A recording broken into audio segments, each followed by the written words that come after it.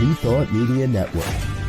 We are a global broadcast network of positive music, media, and entertainment, inspiring humanity's evolution along the journey of enlightenment and creating a world of love, peace, empowerment, and prosperity for all. New Thought Media Network. Positively inspiring. New Thought Media Network is proud to present New Thought's Roots and Branches with Reverend Dr. Ruth Miller. Join us every Tuesday at 4 p.m. Mountain Time. Tune in live or watch anytime on our YouTube channel. Discover the rich history of New Thought and its impact on modern spirituality. Join Reverend Dr. Ruth Miller as she shares insights, stories, and teachings that inspire and uplift. Experience deep insights and transformative teachings that connect you to the roots of New Thought. Visit our YouTube channel to catch up on past episodes and join us live every Tuesday at 4 p.m. Connect with us and be part of the journey.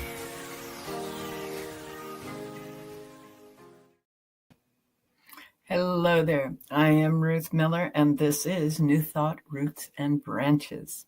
And today, we're going to be looking at someone that most people have never heard of, Annie Rix Millets and her sister, Harriet Rix.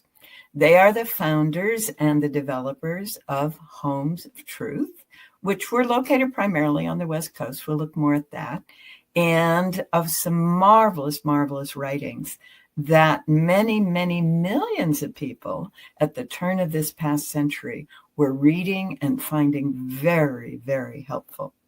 If we look at our chart of the history of New Thought, we can see that they're down there near the bottom, all the modern folks. Everyone above them is the folks that have fed into the New Thought teachings. But these two were on the same planet with Emma and Charles and Myrtle and all those people who were there in the late 1800s.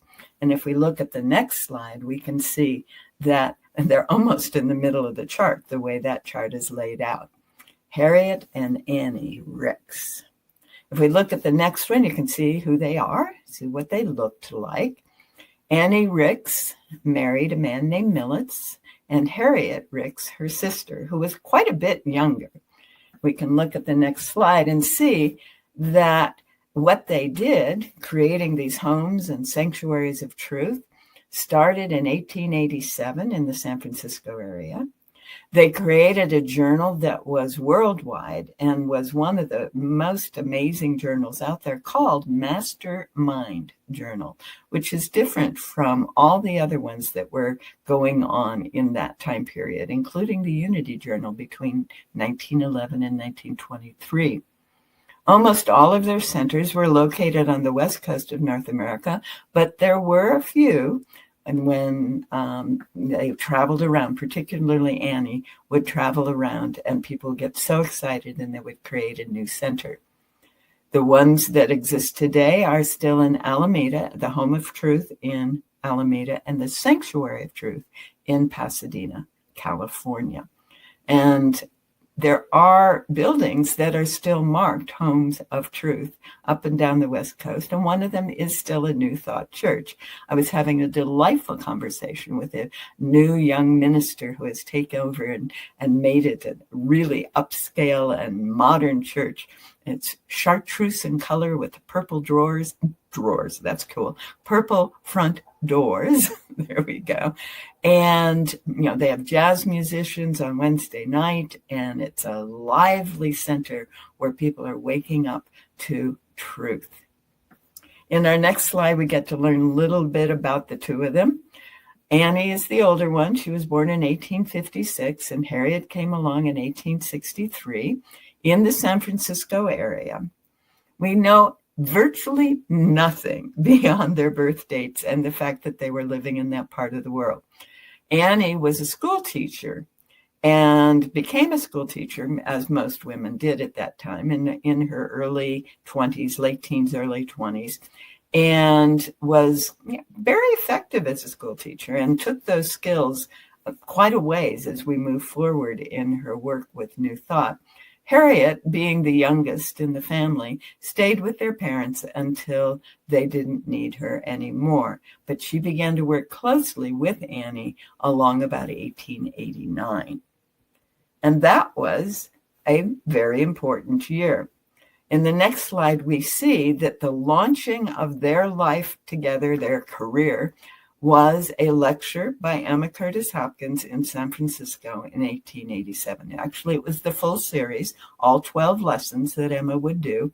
And that series caused Annie to wake up. And she said, I found my calling. She quit teaching that year and went to work with her good friend Sadie Gorey in Sadie Gorey's metaphysical or spiritual bookstore. Now, at that time, all of this was called Christian Science. There wasn't another name. Quimby had called it the Science of Christ, and everyone kind of picked up on that. But later on, by the late 1880s, by 1889, Mary Baker Eddy had made it very clear that only her tradition could be called Christian Science. So they created in this little spiritual bookstore a Christian Science home, and then by 1888, changed that to the Home of Truth. Very quickly, as soon as they started letting people know that they could study and learn more about these metaphysical principles that led to healing and financial prosperity, they outgrew that bookstore. And they took over the whole building. They were offering classes, and then their students were offering classes in the various rooms above the bookstore. And that was when they named it the Home of Truth. By 1889, as we see in the next slide, Emma invited Annie, this well-trained teacher and obviously very effective teacher, to come teach at Emma's new seminary. You may recall, you probably don't, but in case you do, in 1886, Emma had moved to Chicago and they'd formed the Emma Hopkins Seminary, and then Mary Plunkett in 1888 had taken their mailing list and most of the administrative materials to New York. And so Emma started over in the summer of 1888, and that would have been when she called Annie in to help teach. By 1891, Annie had completed Emma's training program for ministers, along with Charles and Myrtle Fillmore, and they were all ordained in the same class in January of 1891. And another member of their class, Paul Millets, proposed to Annie, who, as you can see, is now well into her 30s, and she agreed. So she married Paul Millets and became Annie Rix Millets. So when you look for her, don't look for Annie Rix. You might not find her. You have to find Annie Rix Millets. And from 91 to 93, she was on the board and on the staff, and there's a lot of places where you see her name mixed into the records of Emma's Theological Seminary in Chicago. 1893 was the World Exhibition in Chicago, and Annie helped staff the women's booth there, and then she realized she needed to go back to the West Coast. So on our next slide, we see that she returned to San Francisco after that show and started to create this idea of more homes of truth. So she saw that everything was doing well with her friend Sadie Gorey, and so she went on and started doing more. She also wrote her first published article, which was published in the Unity magazine, Charles and Myrtle's magazine, called The Manifestation of God Through Judas Iscariot. Wow, was that heretical. And it was the first place that the idea that Judas Iscariot represented the generative chakra, the generative energy center in the human body, was actually published. And Charles built on that idea that they had all learned when they were studying with Emma Hopkins in his texts that became the book, The 12 Powers of Man.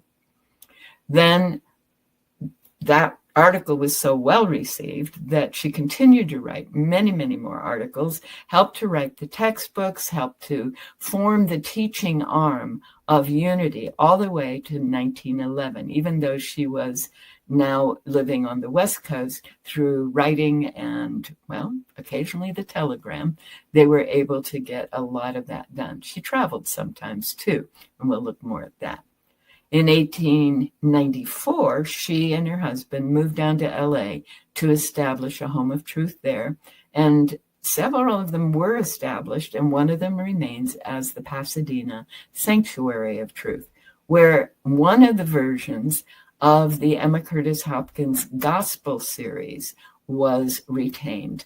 And we were able to make that into a book, if you ever want to check that out, at Wise Woman Press, a division of portalcenterpress.com.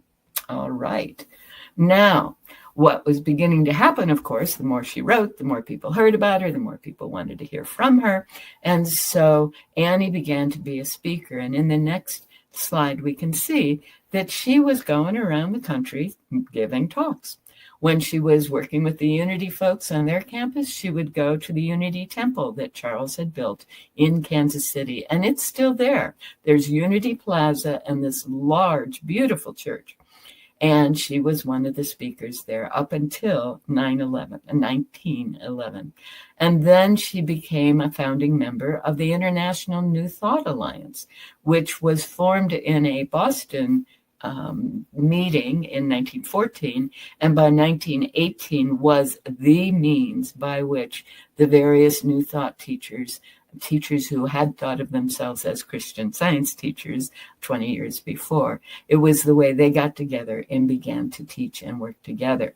So Annie, at that meeting, met with Emma Curtis Hopkins again, who was the president of the Alliance at that point, but she also got to meet Ernest Holmes, who was a very young man who was trying to understand how this all worked. And that was the meeting where Ernest met Nona Brooks and discovered that her secret is omnipresence. Well, he didn't try to find out Annie's secret because it was blazoned in everything she had written and said. And we will look at that here shortly. While she was in Boston, she gave the commencement address to a class of students who were graduating from the seminary that was in Boston at that time, not the Christian Science Metaphysical College, but another New Thought seminary. As we look forward, we find that while Annie's doing all of that, Harriet has decided to take the property that her parents had in Alameda and turn that over to make possible a home of truth in Alameda. And I'm going to show you in the next slide a picture. This is quite a recent picture of the home of truth on the island of Alameda. It's on Grand Street. You can't miss it. Grand is the one that goes all the way up and down the island. And it used to be, when I was visiting there, it had kind of deteriorated into a dark brown stain. And now they've freshened it up and they've got new paint, all kinds of places, and new plantings. And they have their website, which is homeoftruth.org. And you can see here one of the things that they say on that website. Today, many who are simply looking for a fresh perspective, parenthesis, a new thought about God, close parenthesis, may find a home here from which to continue their spiritual journey. The home of truth is welcoming and affirming of all people. We believe that all life is expressing God as that I am from Exodus. We honor the founders and pioneers of the early New Thought movement. We are a community of people committed to deepening and even deepening our own experiences of the divine within and throughout our lives, and supporting those who come to the home of truth. It's a small congregation. The last time I was there were 15, 20 people there. But They also have a number of other things going on there. They were and have always been a spiritual center where people can practice yoga, learn about the different religious traditions, even engage in rituals from interfaith teachings. And in large part, this is because both Annie and Harriet were committed to the realization that all paths lead to the same place. When Annie had been working with her friend in the bookstore, she took advantage of the opportunity and studied everything she could about other religions. And then she worked with Emma Hopkins and the Fillmores, who also were looking at very many other religious traditions. And so they all got it, and they accepted that notion. As we go on to the next slide, we see what the main concepts are in the Homes of Truth, the essence of what Annie and Harriet wanted everyone to understand. First, God, which could be called infinite intelligence or divine consciousness, is supreme, universal, and everlasting. This main concept is the foundation, isn't it? It is everywhere. The realization of universal consciousness, the universal intelligence, infinite, that is all that is supreme. Nothing else exceeds it in any way and exceeds any idea of space and time. This is the foundation principle for all New Thought movements and is expressed in this unique way in the Homes of Truth main concepts. The second principle, that we are each an individual expression of this one power, which manifests uniquely through each being, is actually the second principle of unity also, that we all have a divine spark in us. We are all an expression of that divinity. And therefore, when we meet anyone or see anyone or think about anyone, we need to remember that they too are God in expression.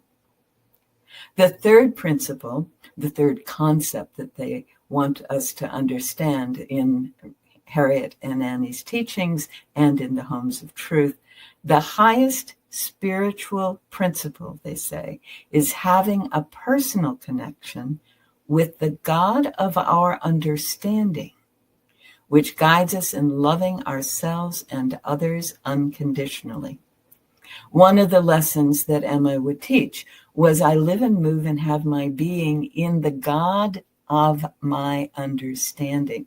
Who and what I think God is guiding me. Who and what I think my good is pushing and pulling me on. Who and what I think the infinite all that is functioning as is making my world be what I am experiencing. So recognizing that what I understand God to be is critical to my experience of life is a huge part of what the Rix sisters invited us to look at. If you've done any work with the work of David Hawkins, the Power versus Force, or the Eye of the I, you may be aware that he has a map of consciousness. And one of the things that he has is the level of consciousness we're functioning at is tied to our view of God, and is also tied to our experience of the world. So it's this functionality. As we move up in consciousness, our view of God changes. As our view of God changes, we move up in consciousness. They cannot be separated. And as we move up in consciousness, then we have different skills and abilities, and we connect with people in the world around us in a very different way.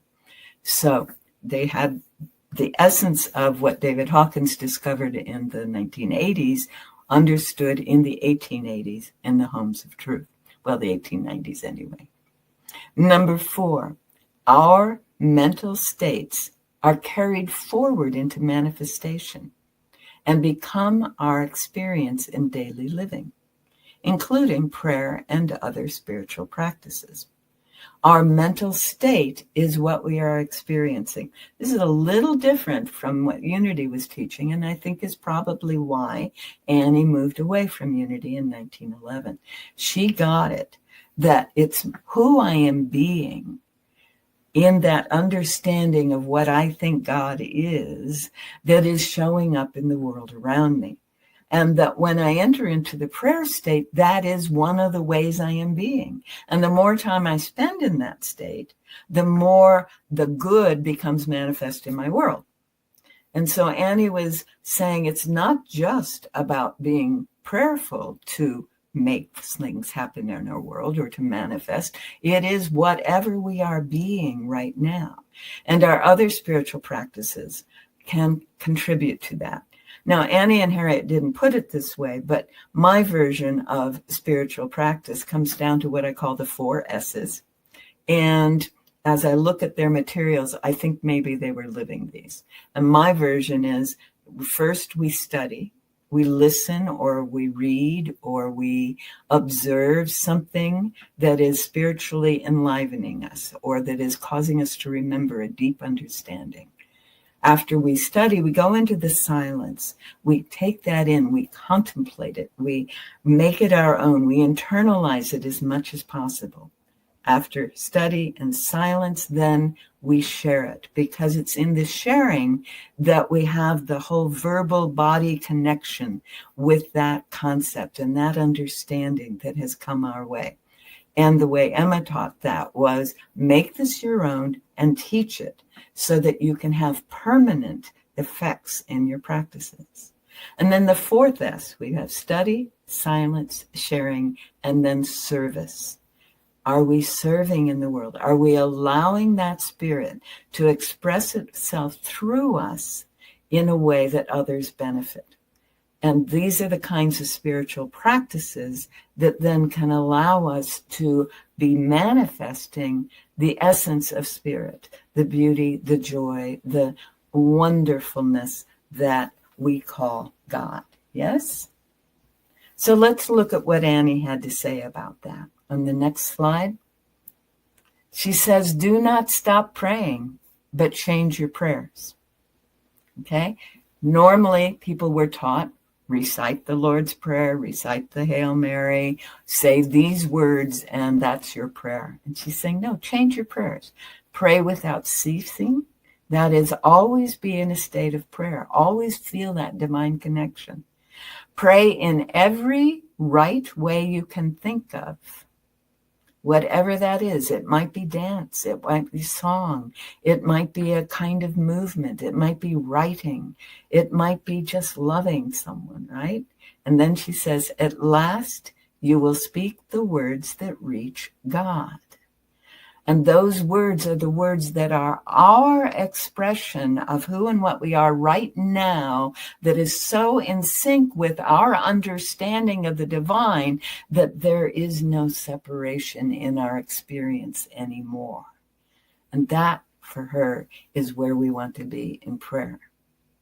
The next point, the words that are the substance out of which the answer to your prayer is made, okay?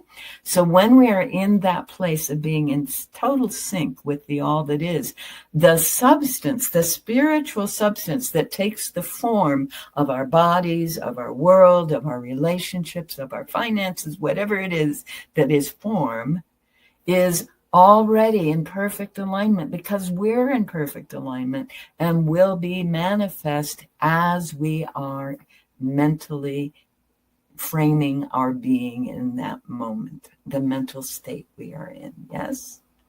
And then the next point, for this is true. Out of your own words are formed the manifestation you desire to show forth. Now, this is from one of her books. She wrote a number of them. We'll look at them.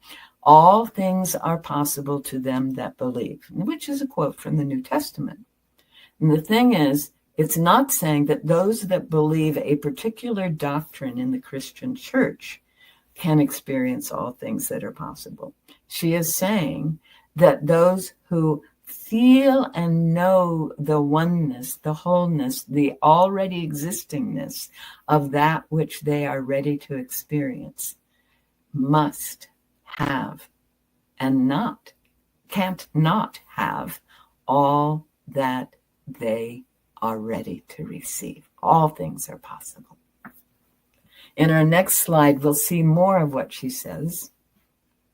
And this is from the talk that she gave when she was in Boston attending that commencement. She says, according to appearances, there have been many gods as well as many men, many things, and men separate from God. Whoa. And the great delusion of mankind consists in this belief that there is another being besides God, man, quite separate from God, another substance besides God called matter, and another power besides God, the good, called evil. So according to appearances, according to the culture, according to all the ways that we have probably been taught if we didn't grow up in New Thought. So that's where she starts, and then she goes on in the next paragraph. The doctrine that destroys this illusion, this delusion of separateness, and proves the unity between God and man, between God and his world, between God and the one power good, is that doctrine called the at-one-ment, often pronounced atonement. She says the word atonement defines itself when it is divided into its syllables. The first syllable is at, the second is one. The last syllable is meant, this Latin ending meaning state of being.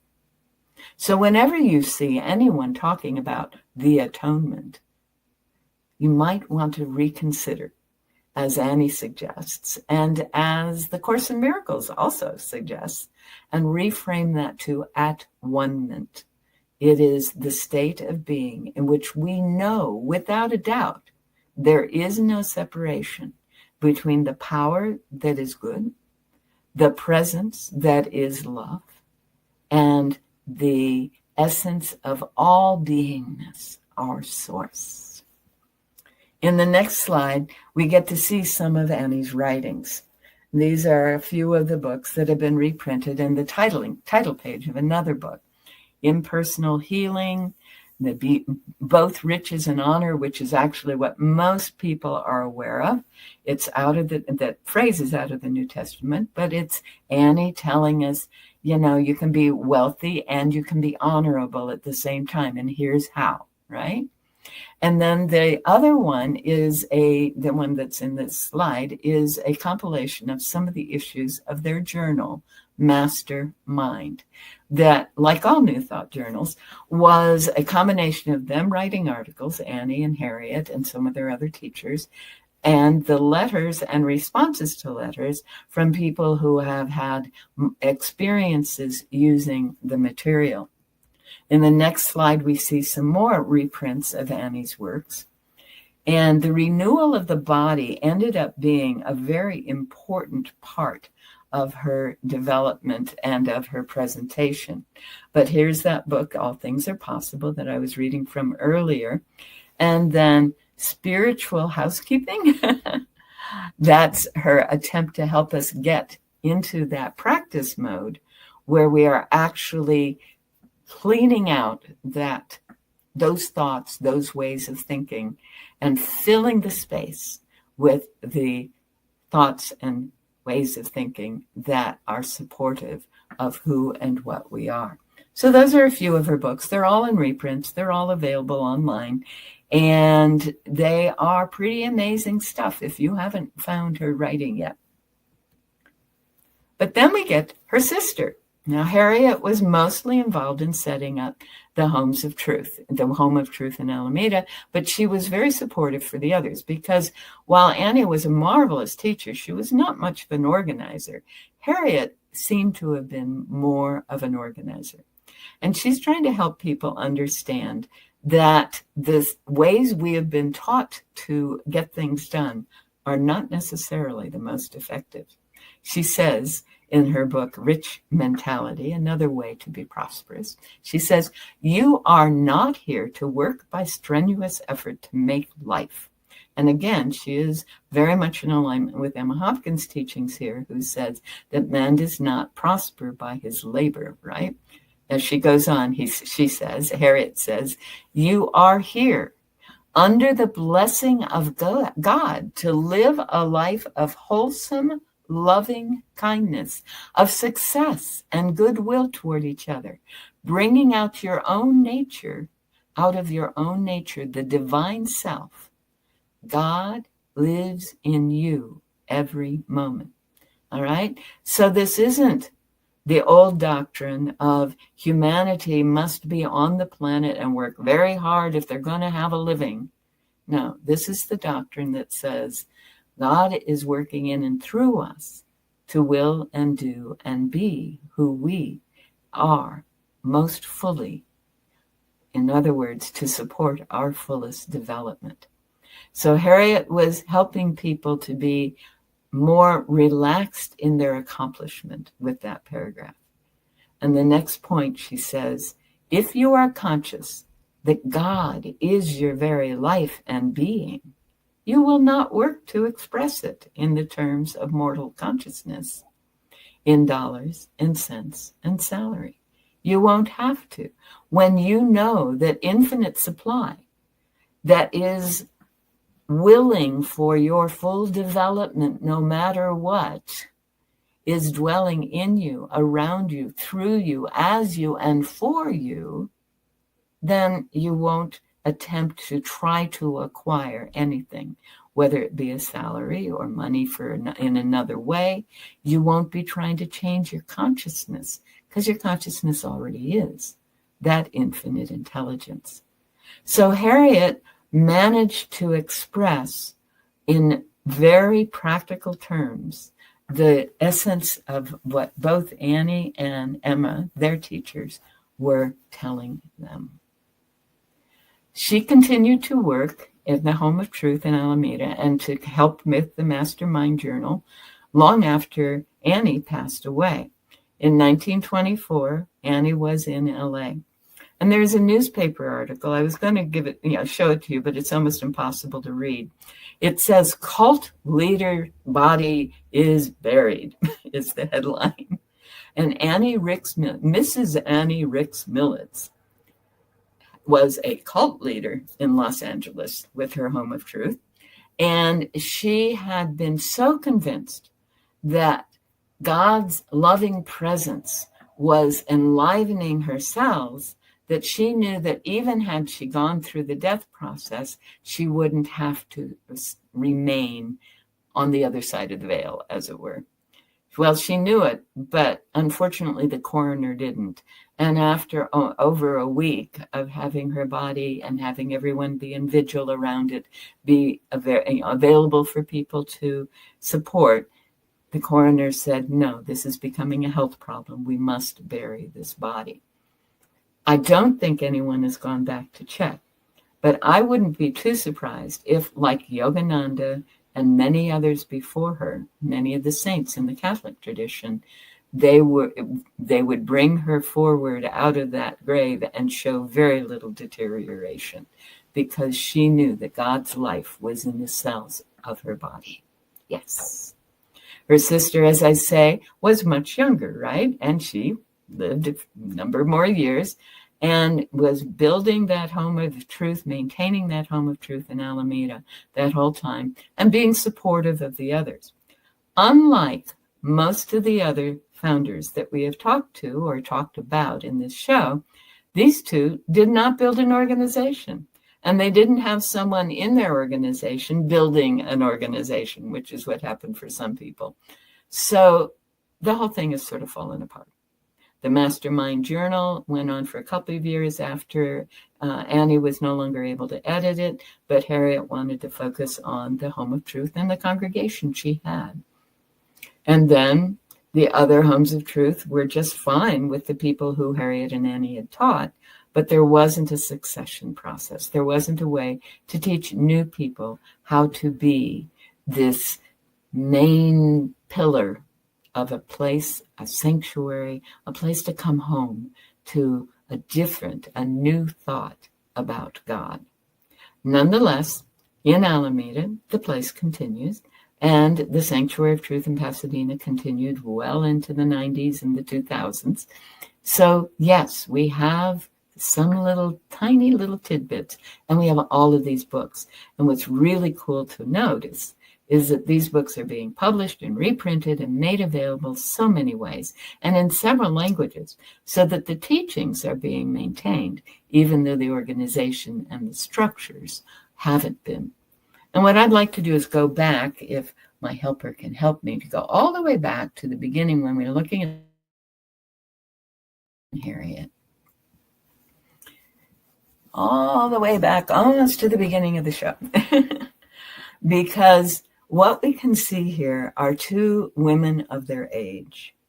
Women who are wearing the classic hairstyle, women who are wearing the classic becoming but not extravagant clothing, and people who are, as you can see in their eyes, very present.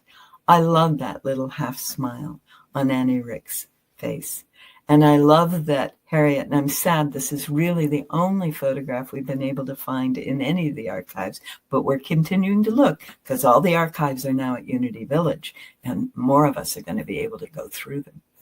In any case, this is the only photo we have, but we can see the family resemblance for sure, and we can see that willingness to look beyond. That's what I see in that photo of Harriet. She is focused on what is here, but she is looking beyond for the people that she is helping. And this is in many ways, the hallmark of a New Thought founder. We are focusing on what is, or they were focusing on what is, and then looking beyond, being fully present in the moment and seeing the possibilities, knowing that the infinite, all that is always expanding into becoming more and more of what is possible. Harriet and Annie Rix, not very well known for the last 50, 60, 80, even 100 years, but becoming more known as people are looking for how we could possibly be more prosperous, more centered in spirit, and experiencing more good in spite of what the world around us seems to be doing. I'm not spending as much time as I usually do because, well, frankly, we don't know very much more about these women, but I think their teachings really, really ring a bell. And I'm very glad that they did the work that they did. And I look forward to seeing how you apply the lessons that you could learn from them.